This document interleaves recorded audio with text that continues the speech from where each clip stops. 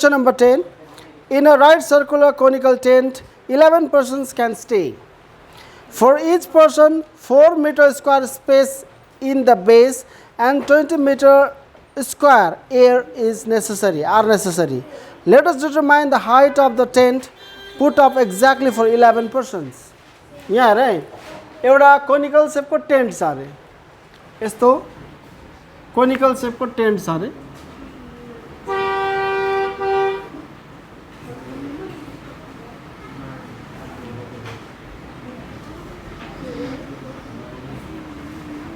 यो conical सेपको tent भयो हैन, यस्तो भएको यो स्ल्यान्ट हाइट हो एल, यो सिधा आएको यो हाइट एच, अन्त यो सेन्टर देखेको यहाँ सर्कलको उयोसम्म radius are.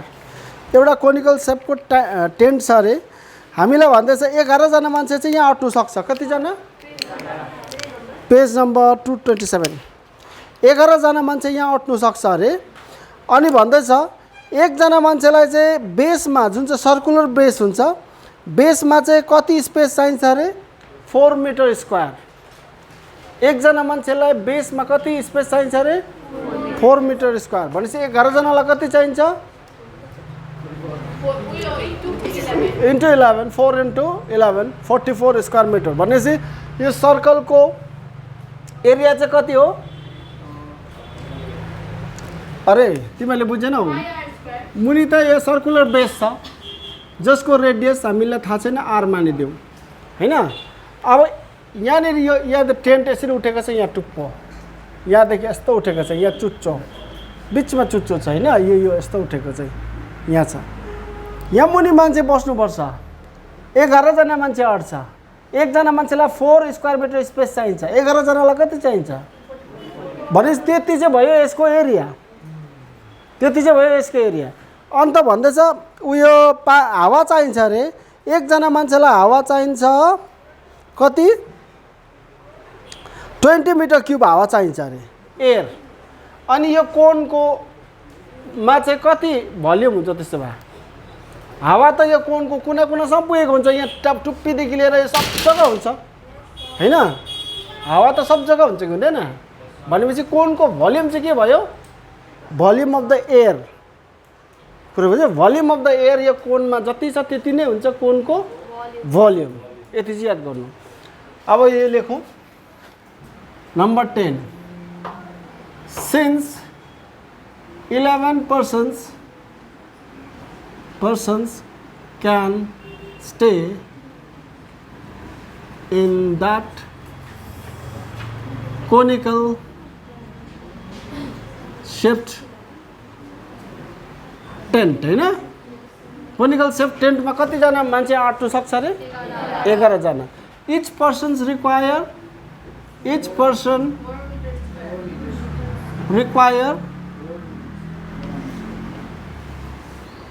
require 4 meter square space at the base हैन, on the base भन्दिउँ न, on the base भन्नु मतलब एकजना मान्छेलाई कति स्पेस चाहिन्छ रहेछ?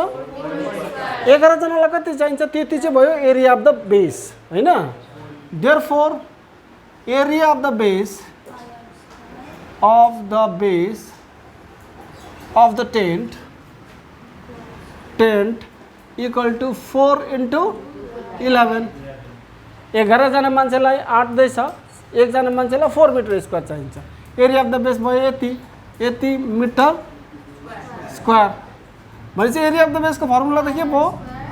पाई आर स्क्वायर हो, सर्कल हो यो त। रेडियस थाहा छैन, हामीले आर मानेको। इक्वल टु 4 11 जा 44 और पाई भनेको त 22/7।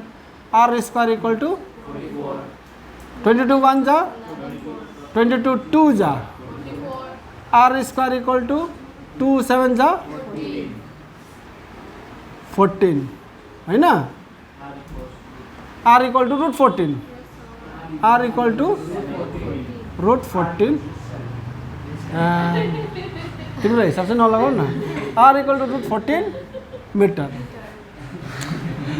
आर स्क्वायर नगरौँ, आर इक्वल टु नगरौँ, आर स्क्वायरै छोडिदिउँ न, किनभने हामीलाई भल्युम दिएको छ नि त, भल्युम हैन, भल्युम दिएको छ नि त।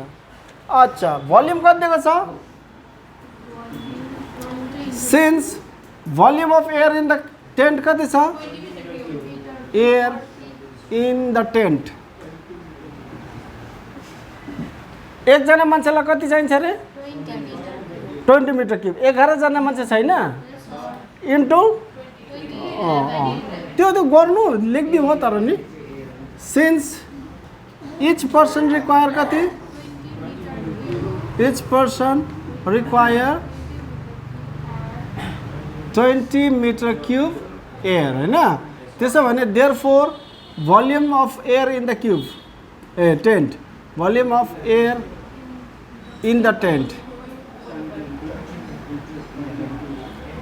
11 जना मान्छे छ एकजनालाई 20 मिटर क्युब चाहिन्छ भनेपछि 20 इन्टु 11 मिटर क्युब यति एयर चाहिन्छ 11 टू जा यो 0 यहाँ 22 metre cube volume of air भनेको त भोल्युम अफ टेन्ट हो भोल्युम अफ टेन्टको formula 1/3 pi r square h यो भनेपछि यो पाई आर स्क्वायर यतिकै लेखिदिउँ पाई आर स्क्वायर भनेको कति रहेछ 44 यो पाई आर स्क्वायरै हालिदिउँ 1/3 इन्टु यो पाई आर स्क्वायरको जग्गामा 44 इन्टु एच इक्वल टु 220 यो काटिदिउँ 44 1 जा होइन 22 2 जा 2 जा 44 22 1 जा 22 0 2 1 जा 2 2 5 जा 10 3 5 जा 15 एच इक्वल टु 3 5 जा 15 metre height of the conical tent यो 15 मिटर आएछ हैन यो हामीलाई निकाल्नु के भनेछ अब let us determine the height of the tent exactly for 11% ए हाइट अफ द टेन्ट नै निकाल्नु लागेको छ हाइट त 15 आयो therefore height of the tent equal to 15 metre यो एन्सर यो नगर्दा पनि हुने रहेछ है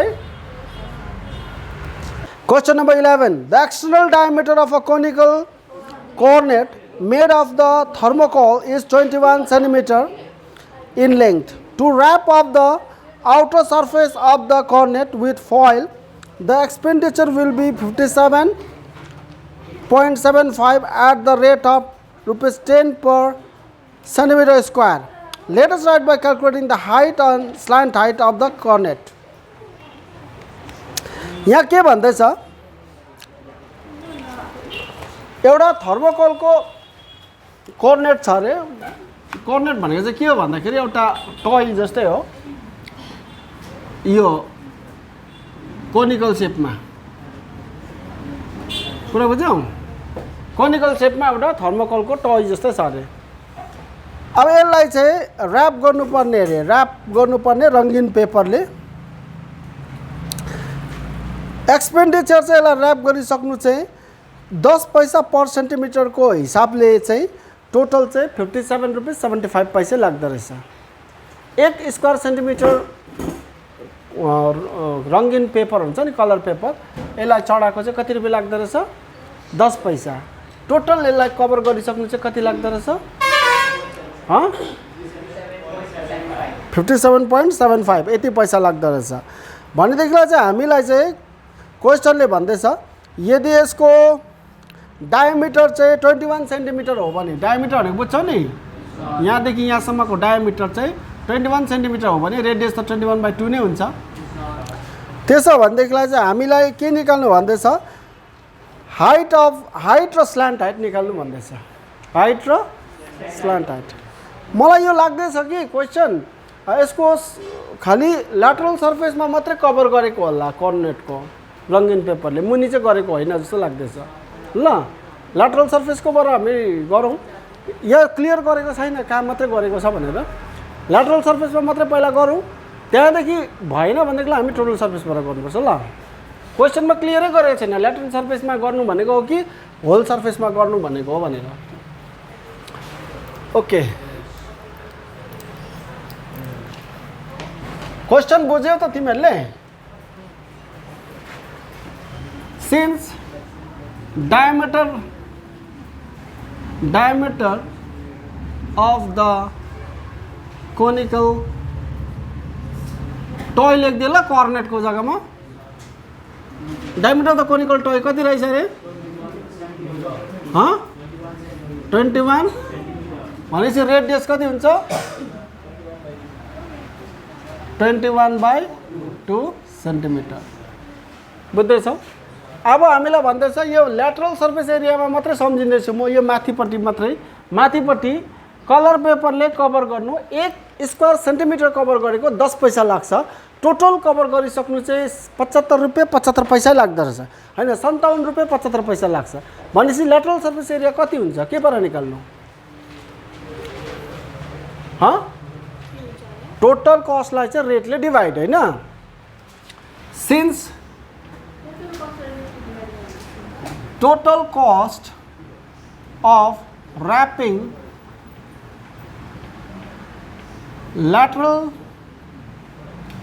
भनेको कर्भ सर्फेस ल, lateral surface area equal to rupees 57.75 हैन। यति रुपियाँ लाग्दो रहेछ त्यसलाई ऱ्याप गर्नु बाहिरबाट। अनि रेट चाहिँ कति रहेछ रुपिस 10 पैसे पर square centimetre.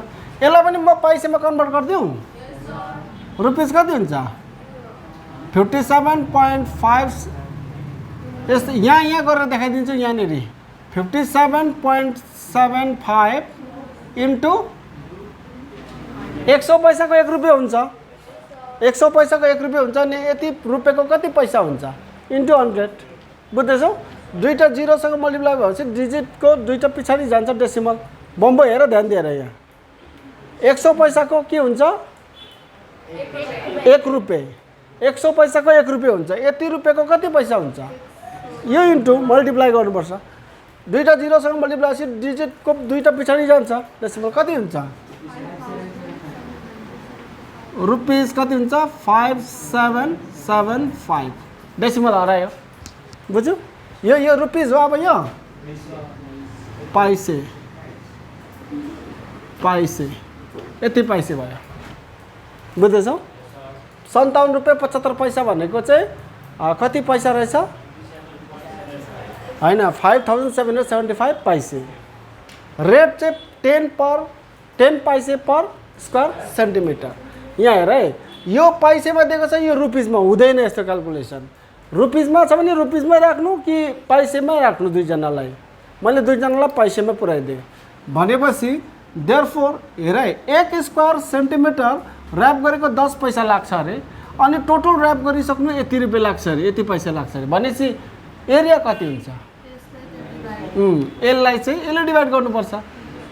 Therefore lateral surface area of the conical toy equal to total खर्च divided by 10 भनेपछि 577.5 स्क्वायर सेन्टिमिटर। अरे म रेट भन्दैछु 10 रुपियाँ केजी आलु छ अरे 10 रुपिस पर केजी रुपिस 10 रुपिस पर केजी यस्तो लेखौँ न रुपिस 10 पर केजी रेट छ अरे। अनि तिम्रोमा रुपिस टोटल कस्ट चाहिँ 100 रुपिस खर्च भयो अरे कति किलो आयो क्वान्टिटी टोटल कस्ट के अरे total cost divided by rate.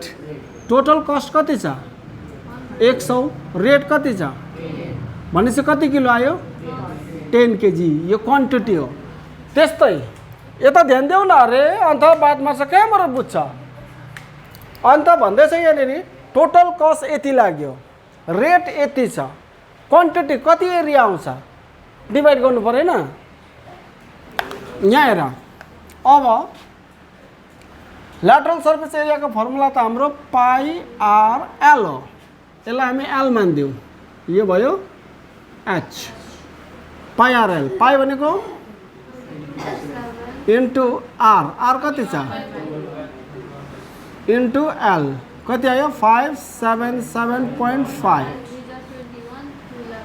7 3 जा 21 ए यस्तो नगरौँ यसलाई यतिकै छोडिदिउँ ल स्क्वायर सेन्टिमिटर यो बिना पत्तामा झमेला मात्रै हुने रहेछ सेन्टिमिटर यो भयो 5775/10 11 ले काटिँदो रहेछ यसलाई 11 5 55 56 57 2 र 11 5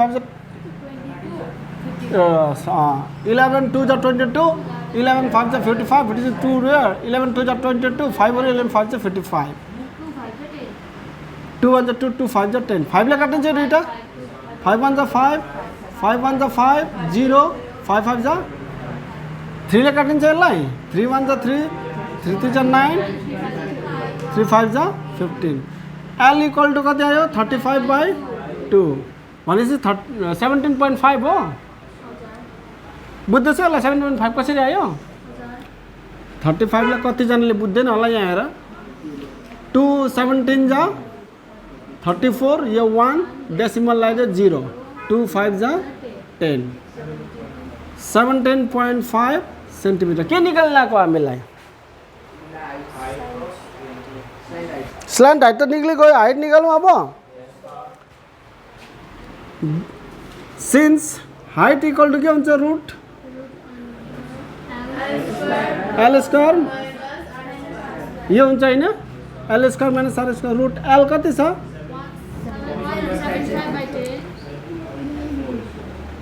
17.5 गरौँ हौ ल होल स्क्वायर माइनस आर कति छ यो 10.5 हो 2 10 जा 20 यो 1 डेसिमल लाग्यो 0 2 5 जा 10.5 स्क्वायर 17.5 into 17.5 यहाँ गरौँ ल 17.5 into 17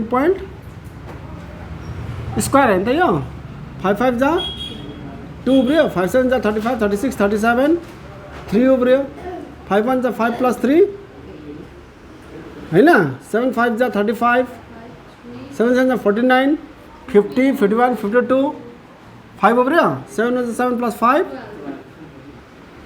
1 5 जा 1 7 जा 7 1 1 जा ये 5 ये 12 8 5 13 14 15 आएको 16 हाँ 8 9 10 10 में 15 आएको 1 16 7 8 9 10 1 1 2 3 कति नम्बर को डेसिमल 306.25 306.25 माइनस यो मेटिदिएको ल 10.5 into 10.5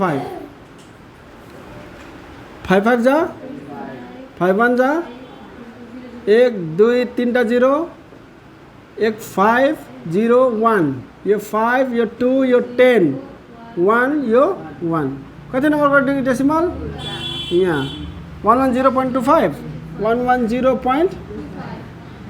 माइनस गरिदिउँ 306.25 माइनस 110.25 यो 0.00 भइगयो 6 बाट 0 गर्दा 6 10 बाट 1 घटाउँ 9 यो कति आयो रुट 196 भनेको त कति भयो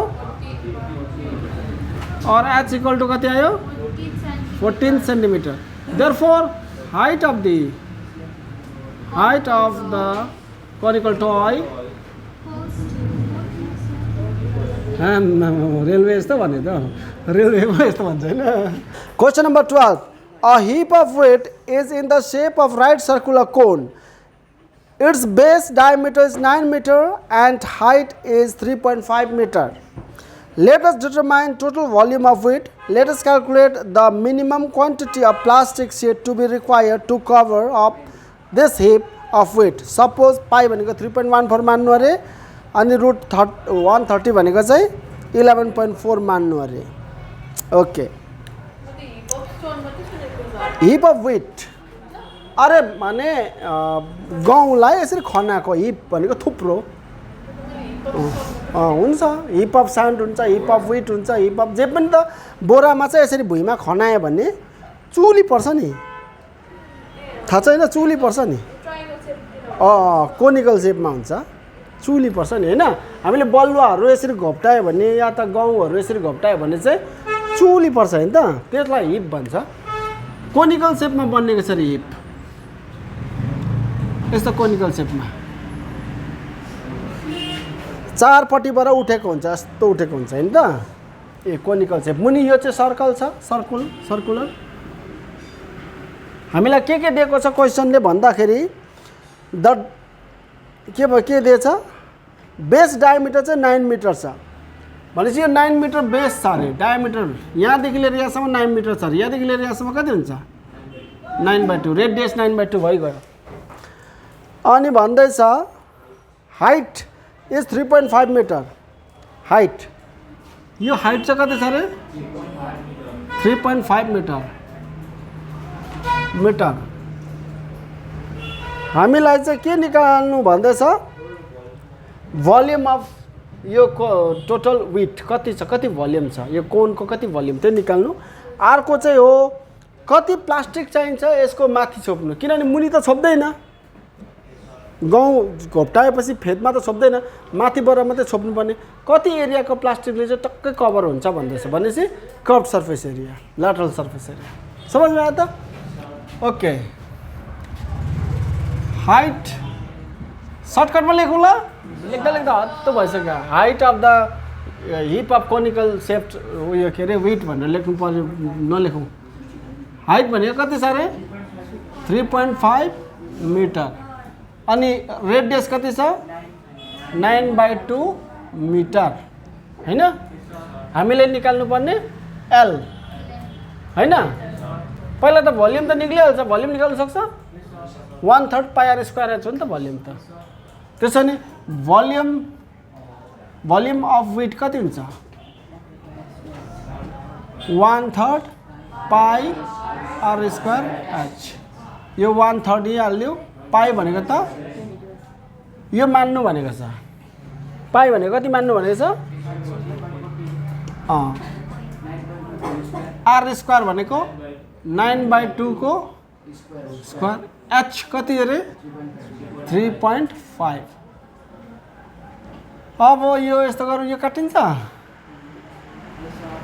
काटिँदैन, 1/3 into 3.14 into 81 divided by 2 को स्क्वायर 4 into 3.5। को काटिन्छ, यो काटिन्छ, त्यति त हो, अरू त काटिँदैन।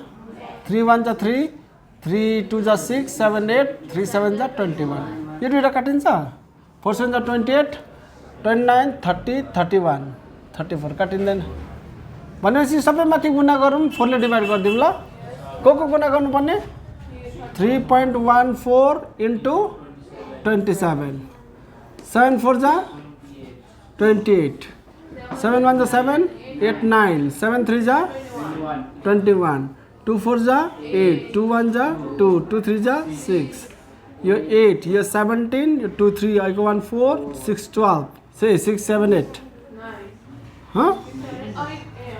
कति नम्बरको डेसिमल भनेपछि इन्टु अझ कति 3.5, 5 8 जा 40, 5 7 जा 35, 35 plus 4 39, 3 5 4 जा 20, 23 के को 24 हो, 23 को 3 2 उब्रियो, 5 8 जा 40, 42,